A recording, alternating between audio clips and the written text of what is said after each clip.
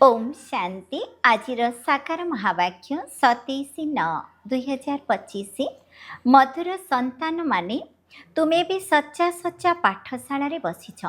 यह सत्संग मध्य अटे। एठारे तुमको सत्य पितांकर संग मिली जी कि पारी कर देउछंती।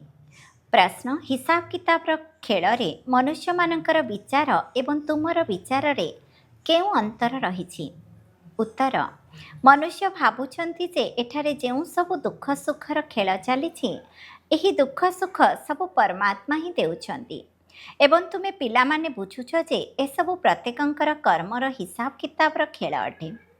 बाबा काहाको भी दुख दियंती नाही, से तो सुखर रास्ता बताइबा पई आसीछंती। बाबा कहउछन जे पिला माने मु काहाके भी दुखी करी नाही, यह तो तुमर ही कर्म फल अटे। धारणा पाई मुख्य सारांश 1 नंबर सहनशीलतार गुण को धारण करी मायार विघ्न रे उत्तीर्ण हेबाकु पड़िबो। अनेक प्रकार विघ्न आसीबो, अत्याचार हेबो। एभली समय रे सब किछि सहन करी बाबांकर स्मृति रे रहिबाकु हेबो। सच्चा रोजगार मध्य करिबाकु हेबो। 2 नंबर विशाल बुद्धि होई पूर्व प्रस्तुत ड्रामा को भल भाबरे बुझिबाकु हेबो। यह तो पूर्व प्रस्तुत ड्रामा अटे, सेथिपाई एथिरे कौनसी प्रश्न उठी पारिब नाही। बाबा जो सुमत देउछंती सेही अनुसार निरंतर चलिबाकु हेबो। वरदान मायाजित विजयी हेबा सहित परोपकारी हुआ। एबे पर्यंत स्वर कल्याण करिबारे बहुत समय खर्च करुछ, किंतु एबे परोपकारी हुए। मायाजित विजयी हेबा सहित सर्वसंपत्तिर विधाता हुआ, अर्थात प्रत्येक संपत्ति को कार्य लगाओ।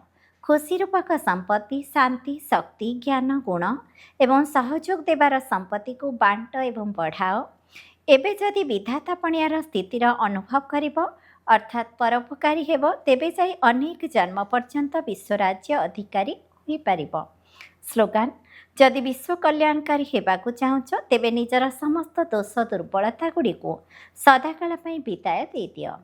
अव्यक्त इशारा एवं लगन अग्नि को प्रज्वलित करी जोग को ज्वाला रूप कर।